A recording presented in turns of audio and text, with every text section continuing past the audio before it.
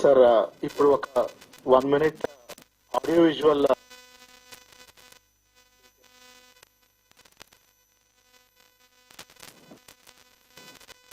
Audio visual play చేయండి.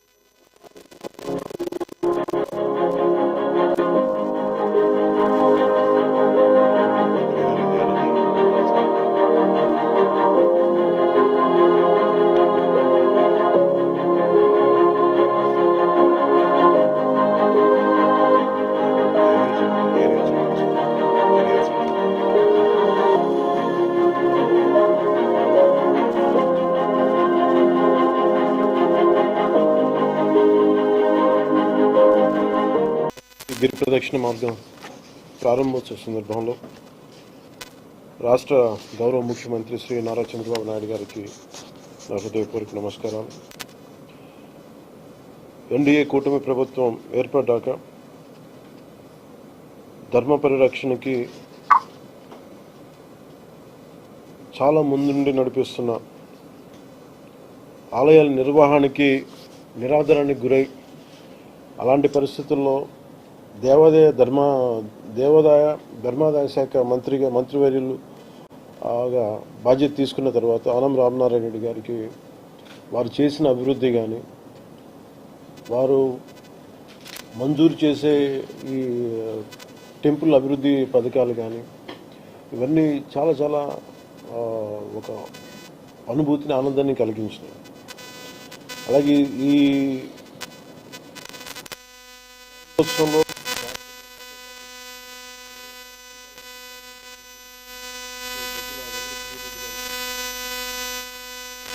Principal secretary దేవాదాయ శాఖ డాక్టర్ హరి జవహర్ లాల్ గారికి, మన తిరుపతి శాసనసభ సభ్యులు శ్రీ ఆరణి శ్రీనివాసులు గారికి, శ్రీకాళహస్తి దేవస్థానం ట్రస్ట్ బోర్డు చైర్మన్ శ్రీ కొట్టే సాయి గారికి, డాక్టర్ పసుపులేటి హరిప్రసాద్ గారికి, బీజేపీ రాష్ట్ర ఉపాధ్యక్షులు కోలానంద్ గారికి, కలెక్టర్ శ్రీ వెంకటేశ్వర గారికి, conservator of forest Shri Selvam గారికి, జిల్లా ఫారెస్ట్ ఆఫీసర్ శ్రీ సాయిబాబా గారికి, ఈవో శ్రీకాళహస్తి దేవస్థానం శ్రీ బాపిరెడ్డి గారికి, ఈ కార్యక్రమానికి విచ్చేసిన శ్రీకాళహస్తి దేవస్థానం ట్రస్ట్ బోర్డు సభ్యులకు, ప్రజాప్రతినిధులకు, మీడియా మిత్రులకు, భక్తులకు, అలాగే మీడియా మాధ్యమాల ద్వారా వీక్షిస్తున్న ప్రజలందరికీ పేరు పేరున ఈ శివరాత్రి ఈ సందర్భంగా అందరికీ నా హృదయపూర్వక నమస్కారం.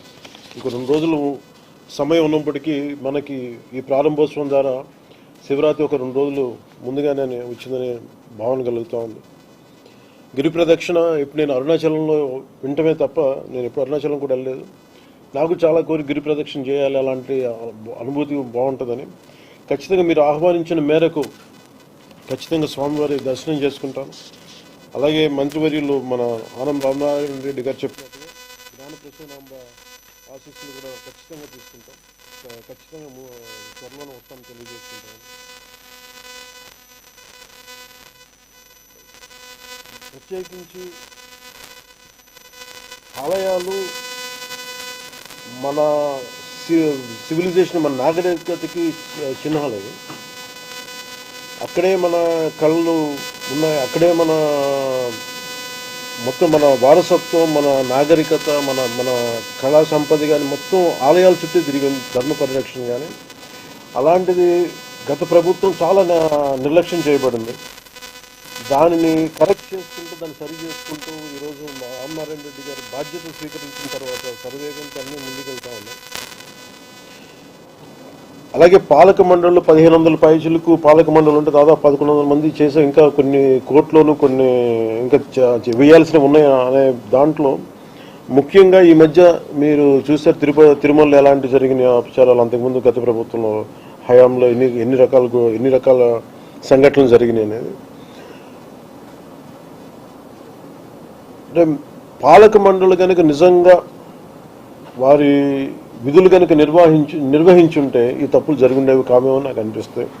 సో భవిష్యత్తులో వాళ్ళు చేసిన ఆ తప్పిదాలు కానీ ఆ అపచారాలు కానీ మనం చేయకుండా ఉండాలి. మనకి ఆ సర్వేశ్వరుడి ఆశీస్సులు మనకు బలంగా ఉండాలంటే మనం పాలిటిక్స్ అసైడ్ లేదంటే ఎటువంటి విషయాలకి తావివ్వకుండా నిజంగా మనం ఆ పరమేశ్వరుడు మనం రక్షిస్తాడు కాబట్టి ఆయన కృతజ్ఞతాపూర్వకంగా మనం అపచారాలు జరగకుండా చూసుకోవాలి. పాలక మండలి బాధ్యతను మనస్ఫూర్తిగా మీ అందరికీ ఒక విన్నపంతో తెలియజేసుకుంటున్నాను. అలాగే 22 కిలోమీటర్ల ఈ గిరి ప్రదక్షిణ మార్గాన్ని దాదాపు 10 కోట్ల రూపాయలు వెచ్చించి ఈ రోజున అంతకుముందు పెట్టింది కాకుండా 10 కోట్ల అదనంగా ముఖ్యమంత్రి గారి ఆధ్వర్యంలో జరుగుతూ ఉంది. అలాగే దీన్ని మొత్తం రెండు వైపు భవిష్యత్తులో బాగా చక్కగా మన పచ్చదనం ఉండేలాగా మొక్కలు నాటే కార్యక్రమాన్ని కూడా శివరాత్రి బ్రహ్మోత్సవాల అనంతరం శ్రీకారం చుట్టబోతున్నాం. శ్రీకాళహస్తి గిరి ప్రదక్షిణ ద్వారా ప్రతి భక్తుడికి ప్రతి భక్తురాలికి కైలాసగిరి ప్రదక్షిణ చేసిన పుణ్యఫలం దక్కాలని మనస్ఫూర్తిగా ఈ సందర్భంగా నేను కోరుకుంటున్నాను.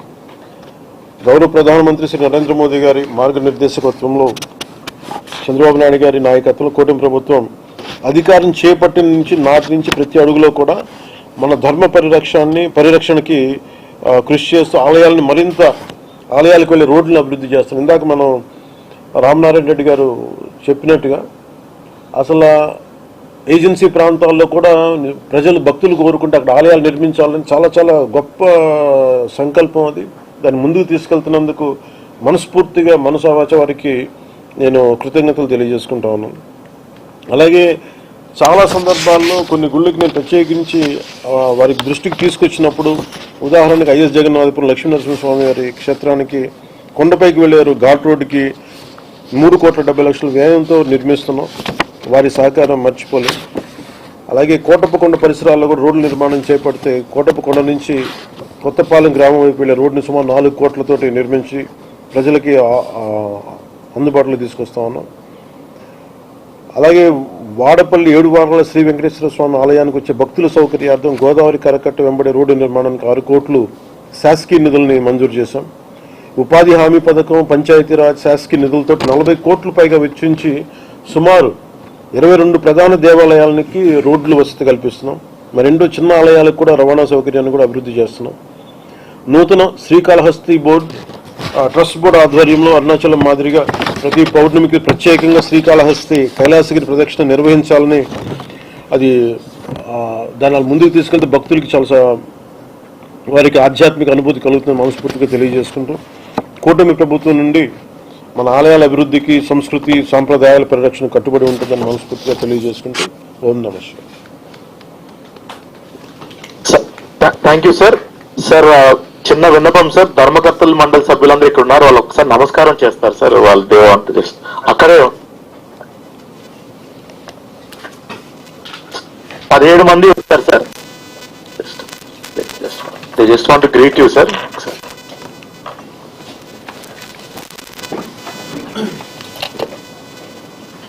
ట్రస్ట్ బోర్డు సభ్యులందరికీ మీ 17 మందికి నా హృదయపూర్వక పేరు పేరున ప్రతి ఒక్కరికి ఎమ్మెల్యే గారి తరఫున, దేవాదాయ శాఖ మంత్రివర్యుల తరఫున, రాష్ట్ర ప్రభుత్వం తరఫున, గౌరవ ముఖ్యమంత్రి గారి తరఫున మీ అందరికీ పేరు పేరున నా హృదయపూర్వక నమస్కారం.